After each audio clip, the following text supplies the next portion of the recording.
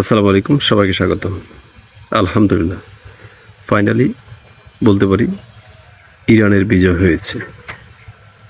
গতকাল Donald Trump হুমকি দিয়েছিলেন যে পুরো ইরানের পুরো একটা সভ্যতা, সিভিলাইজেশনকে ডিস্ট্রয় করে দিবেন, এখান থেকে ফিরে আসার কোনো সুযোগ নেই।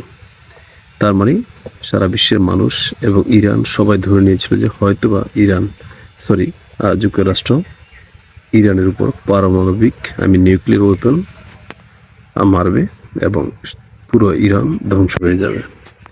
আমরা তা ভেবেছিলাম, কিন্তু গতকাল পাকিস্তানের অনুরোধে পাকিস্তানের প্রধানমন্ত্রী শেহবাজ শরীফ এবং সেনাবাহিনীর প্রধান আসিম মনিরের অনুরোধে ইরান এবং যুক্তরাষ্ট্রের যুদ্ধ 2 সপ্তাহের জন্য বিরতি। তার মানে শর্ত দেওয়া হয়েছে 10টি। ইরান যুক্তরাষ্ট্রকে যে 10টি শর্ত দিয়েছে সবগুলো যুক্তরাষ্ট্র মেনে, ট্রাম্প মেনে এই যুদ্ধবিরতিতে সম্মতি হয়েছেন।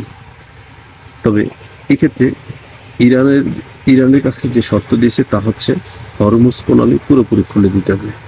ইরানও এই শর্তে রাজি হয়েছে। তবে ইরান এবং ওমান যৌথভাবে হরমুজ প্রণালীতে যেসব জাহাজগুলো যাবে ওই সব জাহাজগুলো থেকে টোল আদায় করবে। তাহলে ফাইনালি বলতে পারি এই যুদ্ধে ইরান বিজয় লাভ করেছে। কারণ আমরা শুরুতে ভেবেছিলাম, অনেকে ভেবেছে, পৃথিবীর অধিকাংশ মানুষ ভেবেছিল যে ইরান হয়তো 1 সপ্তাহ 2 সপ্তাহের মধ্যে শেষ হয়ে যাবে, পরাজিত হবে। ইরানের সুপ্রিম লিডার থেকে শুরু করে গুরুত্বপূর্ণ যত সব জেনারেল কমান্ডার ছিল প্রায় অধিকাংশই হত্যা করেছে যুক্তরাষ্ট্র এবং ইসরায়েল যৌথ অভিযানে। তবে ডোনাল্ড ট্রাম্প যতগুলো হুঙ্কার দিয়েছে, আমাদের অঞ্চলে বলে মায়ের চেয়ে সোর বেশি, ওই রকমই করেছে, কিন্তু কাজের ক্ষেত্রে ফাইনালি ইরানে বিজয় লাভ করেছে। বলতে গেলে ইরান একাই পুরো বিশ্বের সাথে লড়াই করেছে, কারণ ইরানের সাথে কোনো মুসলিম দেশও সরাসরি ছিল না, সমর্থন করেনি। শুধু মুখের মধ্যে সীমাবদ্ধ ছিল, বারবারই কিছু কথা বললো, এটাই। আর বাকি যুক্তরাষ্ট্র এবং ইসরায়েলের সাথে প্রত্যক্ষ এবং পরোক্ষভাবে পুরো বিশ্ব ছিল।